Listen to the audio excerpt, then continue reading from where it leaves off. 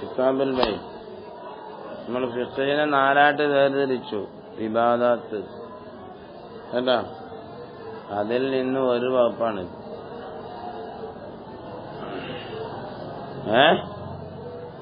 പിന്നെ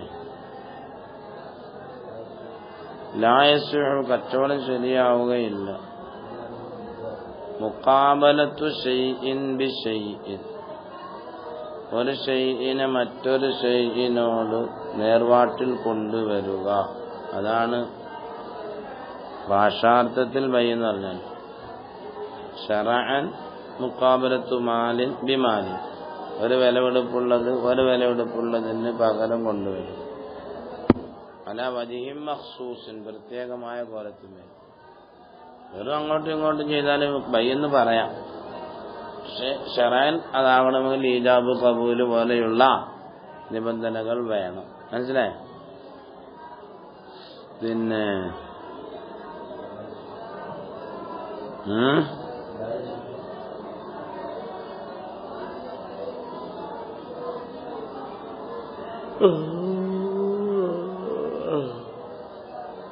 ലാ യസ്ഉ, കച്ചവടം ശരിയാവുകയില്ല. ഇല്ലാ ബി ഈജാബി വൽ ഖബൂൽ, കച്ചവടം ചെയ്യുന്നവനിൽ നിന്നും ഈജാബും അത് വാങ്ങുന്നവനിൽ നിന്നും കബൂലും എന്ന്. ഞാൻ നിനക്കിത് വിറ്റു, ഞാൻ വാങ്ങി എന്ന് പറയണം. എന്നാലേ കച്ചവടം ആവുള്ളൂ.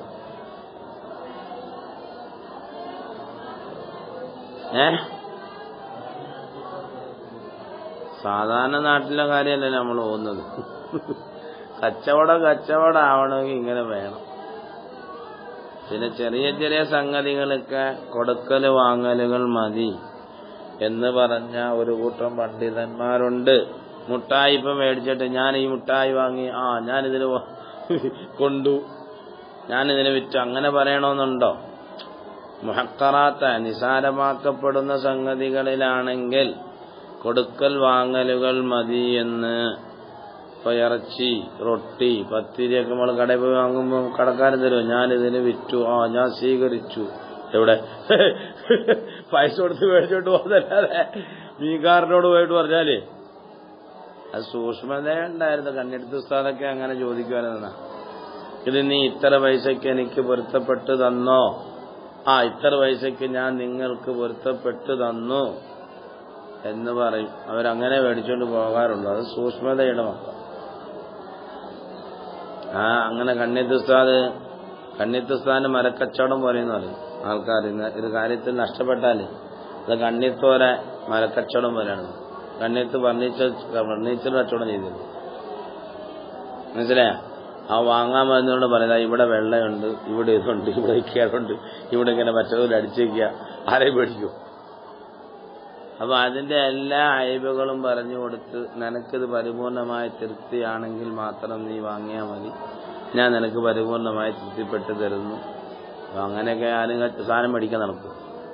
ഈ വന്ന കാലത്ത് സത്യമുള്ളതിന് സത്യത്തിന് വിലയുണ്ടോ? മായത്തിനല്ലേ വിലയുള്ളൂ. മനസ്സിലായേ? അപ്പൊ അങ്ങനെ കണ്ണീത്തുസ്താ വല വറൈന്റെ ആളായിരുന്നു. 10 മത്തിക്ക് 10 രൂപ എന്ന് പറഞ്ഞു. അപ്പൊ 10 രൂപ കൊടുത്തിട്ട് 10 മത്തി മേടിച്ചോണ്ട് വീട്ടിൽ ചെന്ന് 12 മത്തിയുണ്ട്. 2 തിരിച്ചുകൊണ്ട് വന്നു നമ്മളോട് കൊടുക്കുക. ഞാൻ അവരായിരുന്നു വിലക്ക് മേടിച്ച 10 മത്തിക്ക് 10 രൂപയ്ക്കല്ലേ മേടിച്ച, അത് 12 ഉണ്ടല്ലോ എന്ന് പറഞ്ഞു. 2 തിരിച്ചുകൊണ്ട് പോകും. അപ്പൊ അത് ഞങ്ങൾക്ക് നീ പൊരുത്തപ്പെട്ടത് ഞാൻ അറിയണ്ടേ? അങ്ങനെ സൂക്ഷ്മതയിൽ ജീവിച്ച ഒരാള് കണ്ണീത്ത് ഉസ്താദൊക്കെ. അള്ളാഹുവിന്റെ ബർക്കത്തോണ്ട് നമ്മൾ നന്നാക്കി തരട്ടെ. മനസ്സിലായേ?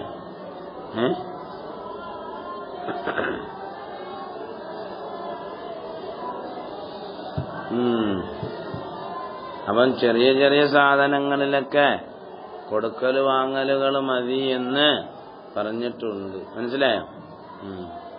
ഈജാബും കബൂലൊന്നും വേണ്ടാന്ന്. ഫല്ലീജാബു, അപ്പോൾ ഈജാബാകുന്നത് ഖൗലുൽ ബാഇഇ, കച്ചവടക്കാരന്റെ വർത്തമാനമാണ്. ഔ വക്കീൽ, അല്ലെങ്കിൽ അയാളെ വക്കീൽ പറഞ്ഞാലും മതി. ഞാനൊരു സാധനം തന്നെ ഏൽപ്പിച്ചു വിൽക്കാൻ വേണ്ടി, അപ്പൊ നീ വിൽക്കാൻ കൊണ്ടുപോയി. അപ്പൊ ഞാൻ പറയുന്നു നിനക്ക് ഞാനത് വിറ്റു എന്ന് പറയണം. കണ്ടോ? ബിഅ്തുക അല്ലെങ്കിൽ ഔ മല്ലക്തുക, രണ്ട് പദവും പറയാം. നിനക്ക് ഞാൻ ഇതിനെ വിറ്റു, നിനക്ക് ഞാൻ ഇതിനെ ഉടമയാക്കി തന്നു. വൽ ഖബൂലു, ഖബൂൽ നിബന്ധനയാണ്. ഖബൂൽ എന്താണ്? വഹുവ ഖൗലുൽ മുസ്തരി, വാങ്ങുന്നവന്റെ ഖൗലാണ്, അല്ലെങ്കിൽ വാങ്ങുന്നവന്റെ വക്കീലിന്റെ ഖൗലാണ്. ഇഷ്തറൈതു, ഞാൻ ഇതിനെ വാങ്ങി. അല്ലെങ്കിൽ ഔ തമല്ലക്തു, ഞാൻ ഇതിനെ ഉടമയാക്കി എടുത്തു. ഔ ഖബിൽതു, അല്ലെങ്കിൽ ഞാൻ സ്വീകരിച്ചു. ഇങ്ങനെയൊക്കെ പറയാം. യജൂസു, ജായിസാണ് യതഖദ്ദമ ലഫ്ദുൽ മുസ്തരി, മുസ്തരിയുടെ ലഫ്ദ് മുന്താം. ഇവിടെ അങ്ങനെ തർത്തീബൊന്നുമില്ല. വാങ്ങുന്ന ആള് ഞാൻ ഇത്ര റുപ്യക്ക് വാങ്ങി, ഇത്ര റുപ്യക്ക് തന്നു, അങ്ങനെ പറഞ്ഞ കുഴപ്പമുണ്ടോ? ഇല്ല. മിസില അയ്യക്കൂല, മുസ്തരി പറയുന്നത് പോലെ ഇഷ്തറൈതു ബികദാ, ഇന്നതിന് ഞാൻ വാങ്ങി. ഫയഖൂലു, അപ്പം ബായിഅ പറഞ്ഞു ബിഅ്തുക, വയജൂസു അയ്യക്കൂല. എവിടെയാ? ഞാനവിടെ അത്യുനോ പോവാ, വരുന്നോ? ഇപ്പൊ പോവും. വണ്ടി ഇവിടെ ഉണ്ടല്ലോ, മറ്റേ അവൻ കൊണ്ടുപോട്ടെ.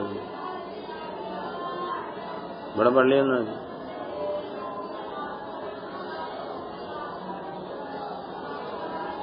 നടക്കുന്നല്ലേ, സാധാരണ നടക്കുന്നില്ല.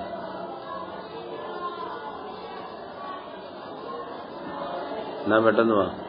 യജൂസു അൻ യഖൂല, പറയൽ ജായിസാണ്. ബിഅ്നി ബികദാന്ന് പറയും. എടാ ഇത് ഇത്ര റുപ്യക്ക് എനിക്ക് വിൽക്കുന്ന പറയും. ഫയഖൂല, മറ്റേ ആൾ പറഞ്ഞു ബിഅ്തുകാന്ന്, അത് മതി. ഫഹാദിഹി സ്വറാഇഹു, ഇതെല്ലാം വ്യക്തമായ പദങ്ങളാണ്. ഖബൂലിന്റെയും ഇജാബിന്റെയും വ്യക്തമായ പദങ്ങളാണ്. വയന്നഖിദു അയ്ളൻ, വീണ്ടും കെട്ടുപെടും, കച്ചവടം കെട്ടുപെടും. ബിൽ കിനായത്തി, അവ്യക്തമായ വാക്കുകൾ. പക്ഷേ നിയത്ത് വേണം. മിസ്ലു ഖുദ് ബികദാ, ഖുദുഹു ബികദാ, ഇത്ര റുപ്യക്ക് ഇത് എടുത്തോ എന്ന് പറഞ്ഞു. ഖുദുഹു, ഇതിനെ നീ എടുത്തോ. ബികദാ, ബിത്തു എന്ന് പറഞ്ഞില്ല, ഇതിനെ നീ എടുത്തോ എന്ന് പറഞ്ഞു. അപ്പൊ അത് കച്ചവടത്തിനെ കരുതിക്കൊണ്ട് പറഞ്ഞാൽ കച്ചവടാവും. ഔ ജഅൽതുഹു ലക, അല്ല ഇതിനെ ഞാൻ ആക്കി നിനക്ക് ബികദാ, ഇന്നതിന് പകരം. വയൻവി ബിദാലിക, അതുകൊണ്ട് അവൻ കരുതണം അൽ ബൈഅ, അല്ല കച്ചവടത്തെ കരുതുകയും വേണം. എന്നാ ഫയഖ്ബലു, സ്വീകരിക്കുന്നതാണ്. ഫഇല്ലം യൻവി ബിൽ ബൈഅ, അതുകൊണ്ട് കച്ചവടം കരുതിയില്ലെങ്കിലോ അത് വെറുതെ ഒരു കൊടുക്കൽ വാങ്ങലൊന്നല്ലാതെ. യജിബു, നിർബന്ധമാകും.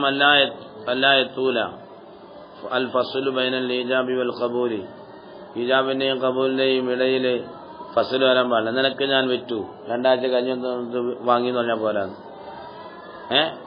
മഹല്ലി കൊണ്ടുവരാൻ പറ, മഹല്ലി കൊണ്ടുവരാൻ പറ. എന്തോടാ കഴിക്കുന്നത്? ഇഷാറത്തുൽ അഖ്റസി, നാപ്പൊട്ടന്മാരിപ്പം എന്ത് ചെയ്യും? കച്ചവടം ചെയ്യണ്ടേ? അവരിഷാറത്ത് ചെയ്താൽ മതി. അവരുടെ ആംഗ്യങ്ങൾ കൊണ്ടെന്താകും? ഇഷാറത്തുൽ അഖ്റസി, പൊട്ടന്മാരുടേതായ ഇഷാറത്താകുന്നത് കലഫിനാത്തിഖി, സംസാരിക്കുന്നവരുടെ ഉച്ചാരണം പോലെയാകുന്നു എന്ന്. നീ കച്ചവടം ചെയ്യുമ്പോൾ നിബന്ധനയുണ്ട്, കച്ചവടക്കാരുടെ നിബന്ധന. കച്ചവടം വാങ്ങാൻ വന്നവനായാലും കൊള്ളാൻ വന്നവനായാലും, വാങ്ങാൻ വന്നവനായാലും കൊടുക്കാൻ വന്നവനായാലും. കൊള്ളുക അവിടെയൊക്കെ പറയും. മലയാളം അവിടെ അറബി അല്ല, വടക്കെ കൊള്ളുകയെന്ന് പറയും. കൊള്ളുക മനസ്സിലായേ? നമ്മുടെ നാട്ടിൽ വായിൽ വെള്ളം കൊള്ളുകയെന്ന് അറിയത്തില്ലേ? അപ്പൊ ഞാനൊരു സ്ഥാനത്ത് കൊള്ളുകയെന്ന് പറഞ്ഞു പോയി. അപ്പൊ എത്ര റുപ്യക്കാ കൊണ്ടുവരുന്നത്? അപ്പൊ വടക്കൊക്കെ പോയി ശ്രദ്ധിച്ചോളും സംസാരങ്ങൾ, മനസ്സിലായേ? ഞാൻ വല്ല വായിൽ വെള്ളം കൊള്ളുകയെന്നുണ്ടല്ലോ എന്ന് പറഞ്ഞു. അപ്പൊ അത് എത്ര റുപ്യക്കാ കൊണ്ടുവരുന്നത്? അപ്പൊ കൊള്ളുകയെന്ന് പറഞ്ഞാൽ അവർ വാങ്ങുന്നതിന് അവർ പറയാം, മനസ്സിലായേ? അവ രണ്ടുപേരുടെയും, വാങ്ങുന്ന ആളിന്റെയും വശറത്തുൽ മുത്തബായിഅൈനി അൽ ബുലൂഗ്, പ്രായപൂർത്തിയായവരായിട്ട് വേണം കച്ചവടം നടത്തലും. മേടിക്കാൻ വരുന്ന ആളും പ്രായപൂർത്തിയാകണം, കൊടുക്കുന്ന ആളും. വല്ലഖുലു, അതുകൊണ്ട് ബാലവേല നമ്മുടെ ഇസ്ലാം പണ്ടേ തടഞ്ഞിട്ടുണ്ട്. കുട്ടികളെ പിടിച്ച് കച്ചവടം നടത്താൻ പറ്റില്ല, മനസ്സിലായില്ല? വല്ലഖുലു, ബുദ്ധിയും വേണം, ഭ്രാന്തന്മാരെ പിടിച്ചിട്ടില്ല. ഫഅദ്മിർഖി, അടിമത്വം ഇല്ലാതിരിക്കണം. വൽ ഹജ്രി, ആ ചെയ്യുന്ന സാധനം ജപ്തിയില്ലാതായിരിക്കണം. കച്ചവടം ചെയ്യുമ്പം ചെയ്യപ്പെടുന്ന സാധനം ജപ്തിയിലായാലും എന്ത് ചെയ്യും? ബാങ്ക് വന്ന് ജപ്തി ചെയ്തേക്കാം, ഇയാളെ കച്ചവടം ചെയ്യാൻ പറ്റുമോ? ജപ്തി എന്ന് പറഞ്ഞാൽ തന്നെ എന്താ? അതിൽ ക്രയ വിക്രയം പാടില്ല എന്നല്ലേ? അവൻ ജപ്തി ചെയ്യപ്പെട്ട സാധനം വിൽക്കാൻ പറ്റുമോ? അല്ല പിന്നെ ജപ്തി ചെയ്തോടെ അനുവാദം മേടിച്ചോണ്ട് വന്നിട്ടൊക്കെ നോക്കാം. അപ്പൊ പിന്നെ ജപ്തി ഇല്ലല്ലോ. പിന്നെ അല്ല അനുവാദം കൊടുത്ത പിന്നെ ജപ്തി ഇല്ലല്ലോ. വല്ലിക്റാഹി ബിഗൈരി ഹഖ്ബിൻ, വമ്പിച്ചുകൊണ്ട് ഒരാളെ സാധനം വാങ്ങാനും പാടില്ല. ഹക്കോടുകൂടെ വമ്പിക്കാം, ഹക്കില്ലാതെ വമ്പിക്കാൻ പാടില്ല. മനസ്സിലായില്ലേ? ഫഅദ്മുല്ലിക്റാഹി ബിഗൈരി ഹഖ്ബിൻ ഫലാ യജൂസു അഖ്ദു മുക്റഹിൻ അലാ ബൈഇ മാലിഹി. എന്താ അപ്പൊ എങ്ങനെ ഹക്കോടുകൂടി എങ്ങനെ? എനിക്കൊരാൾ 10,000 തരാണ്, എനിക്ക് 10 രൂപ തരാണ്. അപ്പൊ നമ്മൾ കച്ചവടം അവൻ വിചാരിച്ചു, അവൻ മനസ്സിലാക്കി പൈസ കിട്ടത്തില്ല. മനസ്സിലായില്ല? ഞാൻ എന്റെ പൈസക്ക് മുതലാക്കാനുള്ള പരിപാടിക്ക് ചെയ്യുന്നു. അപ്പൊ അവനെ വമ്പിക്കാം, തുടക്കം സാധനം പറഞ്ഞത്. അത് ഹക്കോടുകൂടിയുള്ള ഇക്റാഹാണ്. എനിക്ക് തരാനുള്ള ദൈനിന് പകരമായിട്ടാണ് ഞാൻ എന്ത് ചെയ്യുന്നത്, അവസാനം. അപ്പൊ അവൻ അവിടെ വിലങ്ങിയാൽ അവൻ എന്ത് ചെയ്യാം? ഇക്റാഹാക്കിയിട്ട്, അവനെ മുക്റാഹാക്കിയിട്ട് എന്റെ സാധനം വാങ്ങുന്നതിന് തകരാറില്ല എന്ന് പറഞ്ഞ് മനസ്സിലായോ? വൈസ്തരത്വമായി നല്ല ഇസ്ലാം